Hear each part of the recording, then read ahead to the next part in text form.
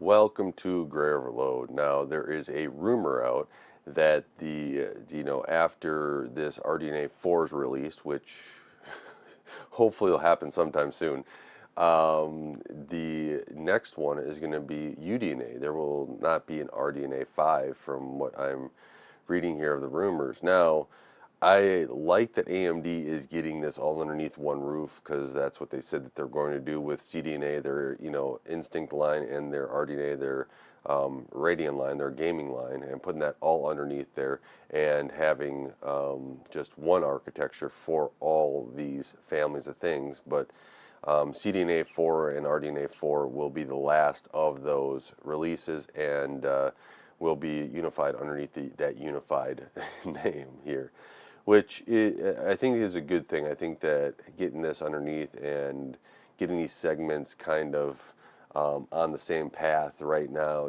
I see where they went before and splitting them up.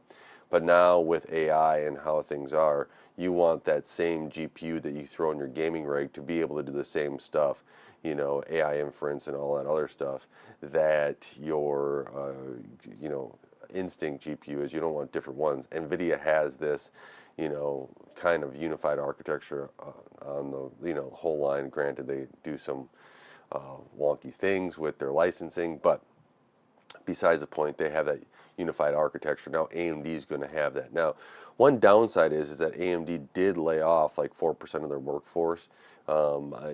Different groups had different percentage off, and that's never a good thing. From what I heard, semi-custom and gaming sides were taking a hit. Now, the gaming side, maybe you can make some argument that, hey, this is, because we're going to UDNA and we already have this. But here's my thought, right?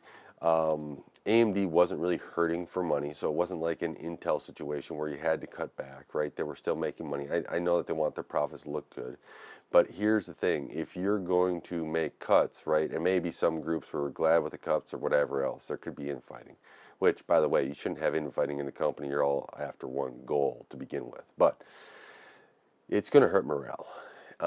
You can get over that eventually, but it does hurt morale. It doesn't matter how big or how small the layoffs are, it hurts morale because somebody next to that person, or word will get out, because you're going to fire some good people. That's how it is. You're going to lay off some good people, and morale does go down, and then you have to combat that. Now, I do not believe that it is worth that to combat that if you think your profits are continuing to grow. Now, maybe AMD is like, well, we need a little bit extra, and we're not going to be able to afford these in the future. Now, I I don't see it, right. I see them kind of still building steps in this, especially on the UDNA side to be able to get this. But AMD decided to do it, and they're going to suffer some consequences with morale loss for at least a little bit.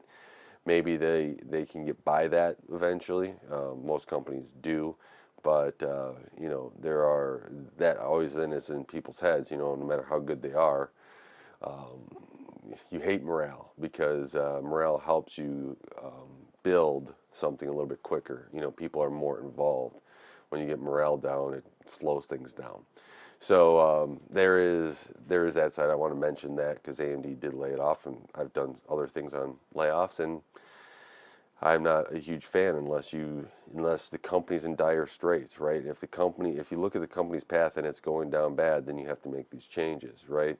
And maybe these changes are in relation to ship to we're getting UDNA all lined up underneath one roof, and we had to make some changes here. But semi-custom, while it is down right now, you have the PS5 Pro that just came out, right?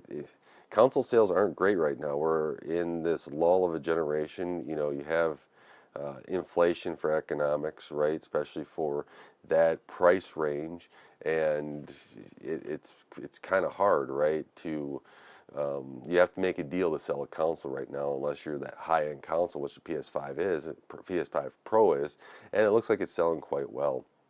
And then you're also going to have, it sounds like, an Xbox and a PS6 coming as well for that semi-custom group. So why are you shrinking that when you know you're going to need people for those generations? Now, um, maybe they're trying to streamline stuff so the semi-custom isn't needed as much, right? These parts that they're adding together for the semi-custom is going to work more inside the groups of where the technologies are, and then piece them together. Maybe that's it. I don't know, but these are just some ideas of why, there wasn't much on this. It was just 4% of layoff, and is there a reason for this AMD, besides making your books look good here for the next couple quarters, right? I think, as economies ebb and flow, right, you have some of this that you're just going to have to weather something, and if you can weather it, I think that's going to be the best bet. But these two systems of RDNA and CDNA finally joining together, you're going to be able to see kind of the AI, HPC, and gaming kind of all come to one. Now, it's going to be more of like I was reading like an ALU type design where it was with GCN. I think I got that all right if I remember correctly.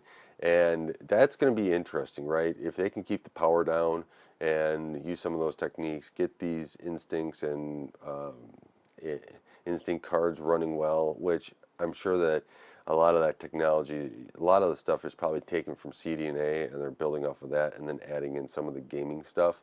I'm guessing that's how they're going to do it. Don't know which side they're going to keep more of, but that's how I would have, maybe done it. But you have a technology here where you can kind of start going after NVIDIA. Now you got to have your software side is improving. ROCm has been improving. You have the driver stack for gaming has been improving, as long as Windows doesn't keep crashing it. I have a problem with both. I've tried NVIDIA and AMD cards, and my Windows keeps hating me. So, but that's just my personal rig. But we're going through and seeing these different schedules, right? In Q2 2026 is when they're saying it's going to schedule for mass production. So we're only, a year and a half out, roughly from that. And if AMD can stick to that schedule, I am excited to see where they're going, because if they finally get this UDNA kind of all lined up, that's going to be an opportunity to kind of really hit the ground running, right? We hear stuff about NVIDIA where they want to go into the CPU market and create like an ARM chip on laptop. That's going to be great for a lot of people that want to do AI stuff, right?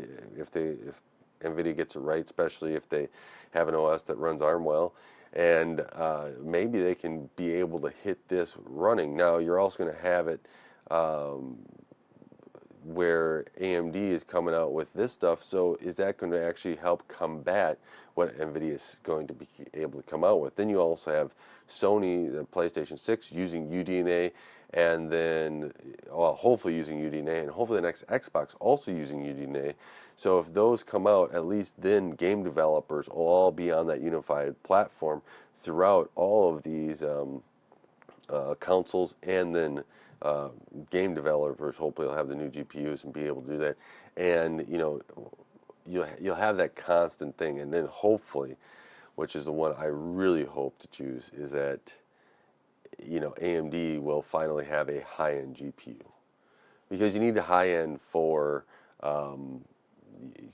server side stuff. So if they can get this on the lower end gaming side, and then also a high-end gaming side to compete with NVIDIA and have a competent high-end GPU, we all hope that Intel was going to be able to do something. That looks like it's not the case. I mean, was it not Blackwell?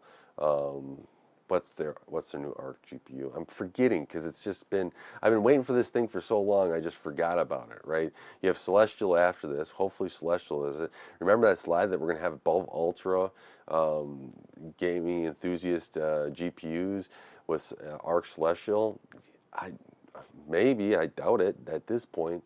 So, what I'm really hoping for with this UDNA, and one of the main reasons why I'm doing this, is that we finally get back to a competition across the entire stack with AMD and NVIDIA. Because as much as I want another GPU in the market, another competition, I just don't see it. I love to be able to see, NVIDIA, they're creating an ARM chip. I actually would like them to get an x86 license because I think that they could beat, um, do a really good x86 considering what Intel's doing right now. Maybe Intel would be willing to sell an x86 license at this time. I just don't know if they needed to. I mean, then you have to get that x64 licensing from AMD. I'm sure that if they had one of them, or if from Intel, AMD would probably help license the x86. But I think that I personally like that architecture. I think there's a lot of room to run in that architecture too. I like ARM as well. I NVIDIA probably can get ARM going well too and make that a more powerful. But right now, what I've seen from it leaves much to be desired, and the power consumption benefits that we all hoped for wasn't as great as we thought. Now, that's just something there. And you're just getting me a whole bunch of information of me going on and my thoughts here.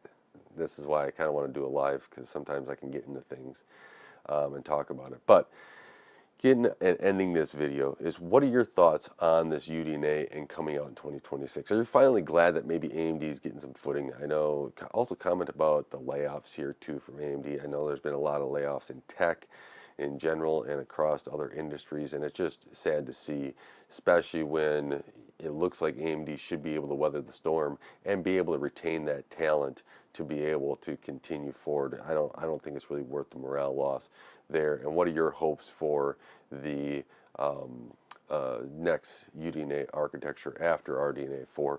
And do you think RDNA4 will come soon? So with that, thank you so much for watching Gray Overload and helping this channel grow. I really do appreciate it. Don't forget to like, share, subscribe, hit the bell icon, watch a number of videos. That all really does help out the channel. Until next time, God bless.